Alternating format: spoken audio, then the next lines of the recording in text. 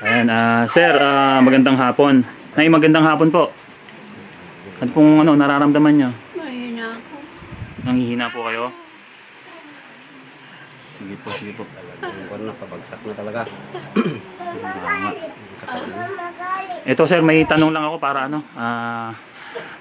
pong asan po, meron po ba kayong mga result ng mga sakit ni nanay, nakatibayan na meron siyang bone cancer talaga? Mayroon din dyan, may mga certificate dyan na yung x-ray, saka yung ultrasound niya, at saka yung ibang mga papel niya sa hospital, hindi namin nakuha. Yung Ito ibang lang mga result? Oo. Okay. So ano meron kayo dyan? Patingin niya ako. Ito lang, mga ultrasound, CT scan, saka x-ray niya. Latest ba yan, sir? Ano? Itong lang, 2,000 lang. Ang resulta nitong mga papel na ito. Noong 2023. Sige. Yung iba hindi na nakuha. Kasi pinauwi na siya. Nauwi na. Okay. So pati nga ako, sir. Hindi ko makita.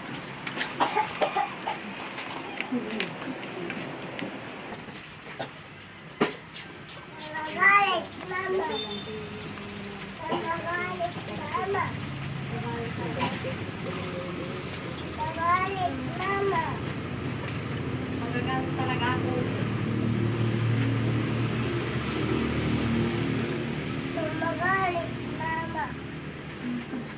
Sino magalay?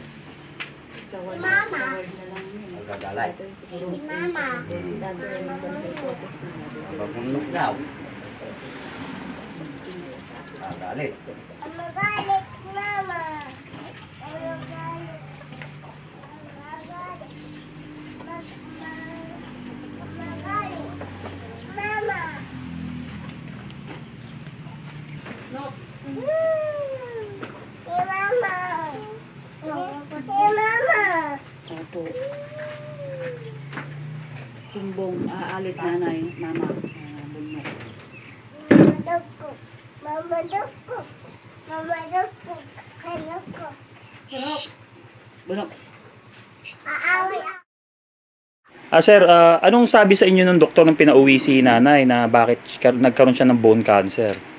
Kasi yung katawan, marami ng bukol sa katawan niya. Kaya Okay. nagkalat na yata na infection na. Kaya napunta na siguro sa mga buto niya yung nagka-cancer na, hindi na kayang operahan. Dahil hindi na rin kayang mag-chemo. Mahina na yung katawan niya. So nagka-komplikasyon na. Komplikasyon na. So nadamay na pati mga buto niya. Oo. Kaya nagkaroon siya ng bone cancer. So una na nagkaroon siya ng bukol sa katawan. So, dumami yung bukol niya kasi. Kaya doon na nagsimula. Kaya pinauwi na kami na hindi na rin pwedeng operahan. Dahil hindi naman niya kayang mag-chemo. Sige. Okay. Yung si nanay, nanghihina nga si nanay ngayon. No? Tubig talaga kahit konting kain, ayaw niya. Ay, hindi na siya makain. Hindi ka na makakain, ay? Gatas lang. Na konti. Gusto kong kumain pero ayaw tanggapin ng bunganga ko. Yung kanin hindi ko mauyak. Hanggang sa bunganga ko. Hanggang sa bawlang tsaka lang. Sabaw lang. Tubig. Pray lang po kayo, nay. Mag-pray lang po, ha? Gusto ko rin kumain pero talagang ayaw niyang tanggapin. Nararamdaman ko talagang nasusuka ako. Ang sakit ng katawan. Paa ko ang bigat-bigat.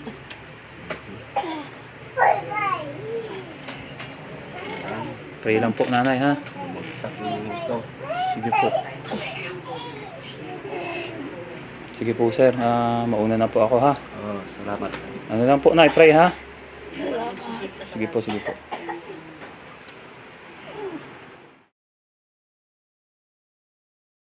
Hello, Nay. Tay, kumusta po? Kumusta po kayo? Nanghihina ako. Nangihina po kayo? Nangihina pa rin. Pero medyo okay ka na kaysa kahapon na yan, oh. Oo. Kahapon kasi nakita ko, ano siya, no? Talagang hinang-hina. Tapos kumikirot yung ano niya. Itong mga paa niya kasi. Kaya nga. Ang liit kasi. Oo. Sige, ito, Nay. Ang bala kasi dapat kanina ni Comrade Mark pupunta siya dito. Medyo sumama yung pakiramdam, dadalawin ka sana niya. Hindi natuloy. So kami na lang yung pinapunta dito, ha? Sige, kasi meron siyang ipinapaabot para sa iyo, ha? Para makatulong, ha? Oo. Sige.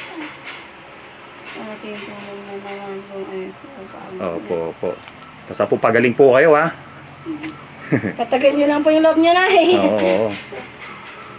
Talaga, ayaw kumain ng kanin. Kaya nga. Tubig lang. Ang hirap kasi. Ayan, so nanay, tatay, ito na po yung pinabibigay ni Comrade Mark at ng ating mga contributors. Ayan po, tanggapin nyo at saka bibilangin natin. Igalan nyo po yung kamay mo, tay.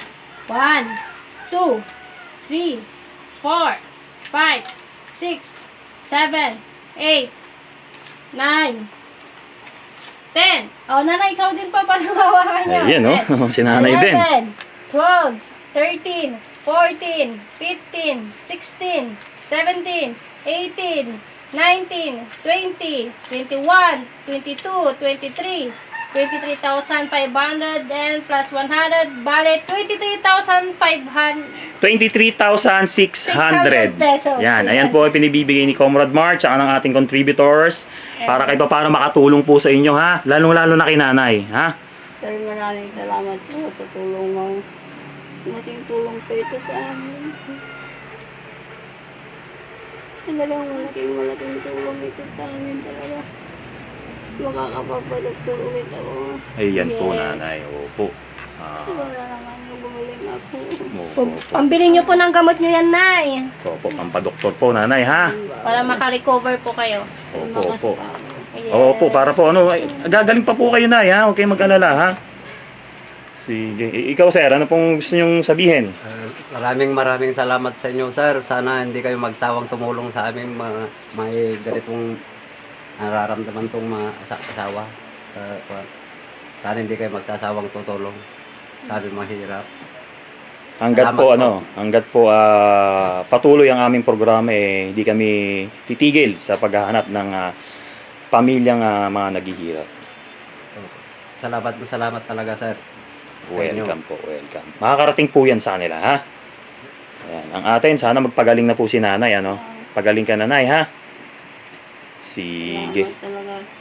Welcome po, welcome. So, paano po, nay, tay? Dumaan lang kami para, iabot yan. Sir.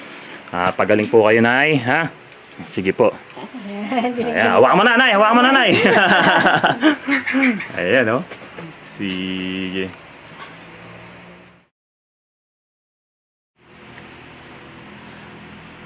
Ayan. Sige po, nanay, mauna na po kami, ha? Sige po, sige po.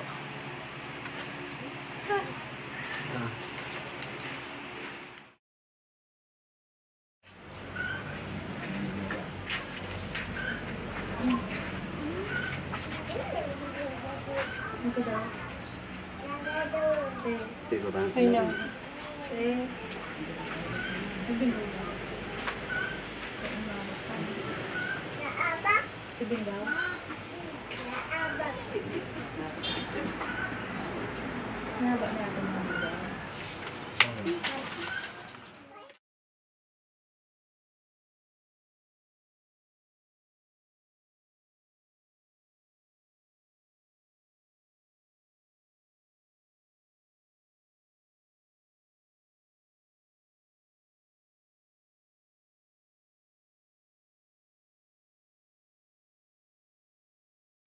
Alam nyo, isa akong US federal taxpayer, and it makes me feel sick to my stomach thinking na ang tax money na binabayad ko ay tumutulong sa Israel's apartheid and genocide.